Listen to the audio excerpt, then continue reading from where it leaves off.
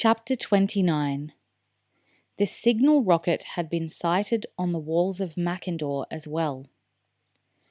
Unfamiliar with the concept of explosive chemicals or fireworks, the sentries gripped their weapons more tightly, looking fearfully to the south and wondering what kind of sorcery was afoot. Keren, summoned from a sound sleep, paced the ramparts uncertainly, peering into the night and waiting for the strange, soaring red light to be repeated. But as an hour passed with no further sign of activity, he eventually decided that it had been a false alarm. Just one more example of the strange lights that could be seen near Grimsdale in the dark of night. Before returning to his bed, he made a quick tour of the defences, pausing at the west rampart, where the forest grew closest to the castle.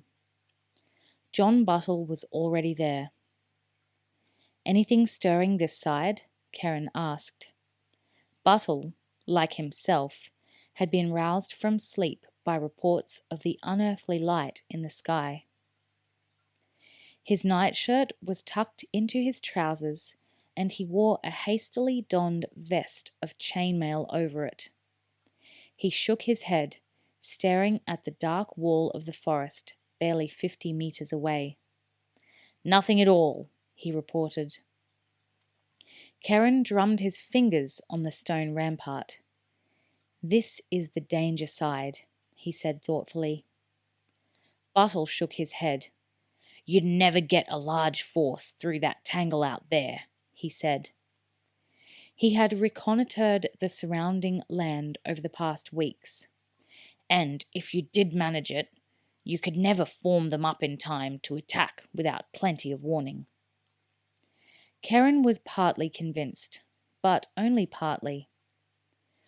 "Perhaps, but so long as nothing stirs out there, I'll stay suspicious. I don't know why Siron never had those trees cleared out." "Because it would have taken years to do it," Buttle told him. "And you'd need hundreds of men as well. Trust me, those trees are our best defense. It's a jungle in there." Nevertheless, I want a close watch kept on this side for the rest of the night," Keren said. "Are you staying here?" Buttle shook his head. "I'm going back to bed." Keren's eyes hardened. That wasn't a question or a suggestion. His voice was cold. Buttle stiffened angrily.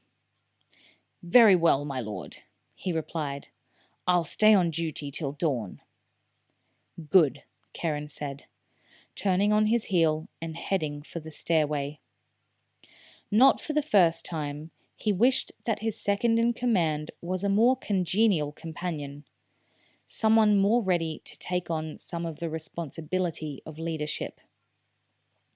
He would have hoped that Buttle would offer to remain on duty to reassure his commander, rather than wait to be ordered to do so. He sighed heavily. It would be almost 2 years before he could buy his barony in Gallica. He sensed that the time would lie heavy on his hands, and he cursed the elegant blonde girl who had rejected his offer of marriage. At least she would have been suitable company. Behind him on the rampart, Buttle's lips moved in a silent curse of his own. But his words were directed at his commander. Once Will and Horace had seen Malcolm's signal rocket, they spent a relaxed night. They were both young, and they were both used to spending time camping out of doors. They had pitched their little tents back from the tree line, and they crawled into them and slept till daylight. They knew that no further action would take place that night. The signal flare had not been the prelude to an attack, and so they could afford to relax. Over the coming day, their biggest enemies would be a strange mixture of boredom and anticipation. They were scheduled to perform their mock attack in the late afternoon, and Will knew that, as the hours rolled by, the knot of tension in his stomach would tighten with each passing minute until he wished they could be on their way, doing something instead of waiting. And so it proved to be.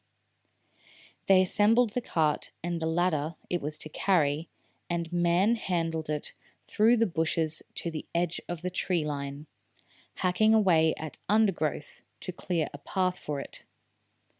But inevitably, they began their preparations too early, so that by the time they were ready, it was barely past midday, and they still had 4 hours to wait. Will sat under a tree, pretending to doze, trying to calm himself, trying to ease that tight knot in his stomach. He glanced up at Horace, standing a few meters away, apparently unconcerned, chatting quietly to the 4 Scandians who would accompany them. Horace seemed to feel Will's eyes upon him. He looked across at his old friend and smiled, nodding reassurance. Will wondered how Horace could be so calm. He was unaware that Horace was asking himself the same question, feeling the same knotting of stomach muscles. The day dragged on. Will checked the cart for the 10th time, making sure that the left wheel was correctly rigged so that they could collapse it whenever they were ready, making it seem as if the cart had failed as it hit some obstruction. He inspected the roofing planks, making sure there were no gaps where a crossbow quarrel might slip through. And he questioned the 4 Scandians to make sure they understood their role. "Look as if you're panicking," he told them. He was met with 4 blank stares. Panic was not an emotion the Scandians understood too readily. "Look scared," he amended, and saw the 4 pairs of eyes change from puzzled to hostile. "Pretend to look scared," he added, and grudgingly they nodded. He checked their shields as well. He had a small force at his disposal, and he couldn't afford to lose any of them in this preliminary movement. The shields were well oiled to prevent them drying out and becoming brittle. They were generously studded with brass plates and covered in hardened oxhide. The men would sling them on their backs as they ran back to the tree line from the ruined cart. Their heads would be protected by their horned helmets. The only part of their bodies that would be exposed were their legs. Still, thought the young ranger, a leg wound could keep a man out of battle just as effectively as if he were killed. "Don't run in a straight line," he warned them, "and don't bunch up. Head in different directions." One of the Scandians drew breath, about to tell Will that he could stop mother-henning them. Then he realized that the young man was actually concerned about him and his 3 companions, and he felt a surge of warmth for him. Scandians weren't used to their commanders actually caring about them. "Yes, Ranger," he said meekly. Will nodded distractedly and moved away, his mind going over the actions they would have to carry out that afternoon. Hours later, the sun was angling over the trees, casting long shadows towards the castle. In the distance, they heard a hubbub of noise from the south. Will hitched his longbow over his shoulder, settled his quiver more comfortably, and turned to Horace. "Time to go," he said briefly.